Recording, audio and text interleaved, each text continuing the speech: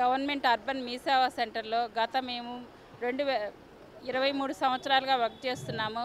గత వైసీపీ ప్రభుత్వంలో మా గత వైసీపీ ప్రభుత్వంలో మమ్మల్ని ఇంటిమేషన్ లేకుండా సెంటర్స్ క్లోజ్ చేసేశారు. తర్వాత మేము 5 సంవత్సరాల చుట్టూ మంత్రుల చుట్టూ అధికారుల చుట్టూ అంతా తిరిగాము. ఆల్రెడీ మాది ఫైల్ పెట్టున్నారు. ఆ ఫైల్ ఓకే అయ్యి జాబ్స్ ఇస్తామన్నారు. అది ఏమీ తెలియలేదు. ఇప్పుడు ప్రజెంట్ మాకు లోకేష్ గారిని నెల్లూరులో పాదయాత్రలో కలిసాము. మిమ్మల్ని పిలిచి మా ప్రభుత్వం వచ్చాక మిమ్మల్ని పిలిచి మేము మీటింగ్ పెట్టి చేస్తామని చెప్పారు. దానికి ఏమీ ఇవ్వలేదు. నిన్న అసెంబ్లీలో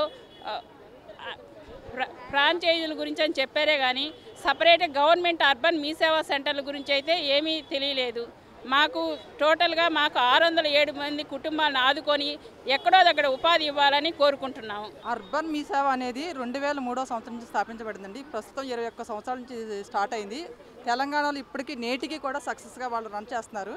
కాకపోతే గత వైసీపీ ప్రభుత్వం వచ్చిన దగ్గర నుంచి ఈ మీ సేవా సర్వీసుల్ని పూర్తిగా వాళ్ళు స్థాపించినటువంటి సచివాలయాల్లోకి పూర్తిగా కన్వర్ట్ చేసే సర్వీసులన్నీ మాకు జీతాలు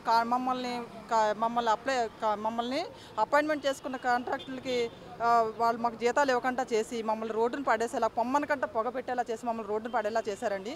మేము 5 ఏళ్ళు వాళ్ళ ఆఫీస్ చుట్టూ కుక్కల్లా తిరిగామండి.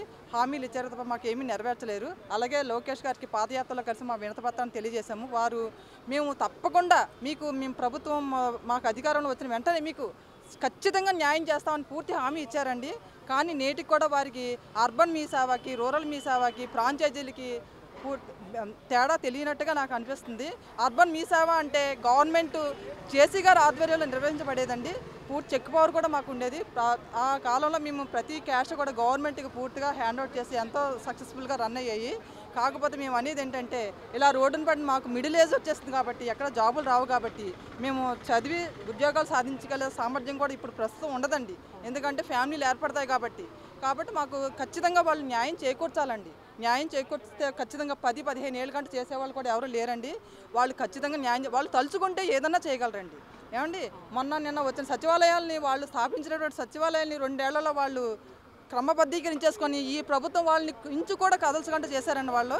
అలాగే మేము టీడీపీ హయాంలో వచ్చాం కాబట్టి మమ్మల్ని రోడ్ల మీద తిప్పినట్టు చేసేసి మాకు ఏమాత్రం న్యాయం చేయలేదు. ఇప్పుడు ప్రభుత్వం మీరు దీన్ని దృష్టిలో పెట్టుకొని మమ్మల్ని వాళ్ళు టీడీపీ వాళ్ళుగా పరిగణించి మమ్మల్ని రోడ్డు మీద తిప్పారు కాబట్టి దీన్ని పరిగణించి మీరు దృష్టిలో పెట్టుకొని మాకు ఖచ్చితంగా న్యాయం చేయండి. మీరు న్యాయం చేస్తారనే కోరుకుంటున్నామండి. టీడీపీ ప్రభుత్వం వచ్చిన తర్వాత మళ్ళీ మీరు వినతి పత్రాలు సమర్పించారా? ఇచ్చామండి. హామీ ఇచ్చారండి. హామీ ఇచ్చారు. లోకేష్ బాబు గారు మాకు హామీ ఇచ్చారు. అలాగే నారా చంద్రబాబు నాయుడు గారు మన ముఖ్యమంత్రి వర్యులు ఆయన కూడా హామీ ఇచ్చారండి. వైసీపీ ప్రభుత్వం ఉన్నప్పుడు కూడా మీరు ఏమైనా ధర్నాలు చేశారు?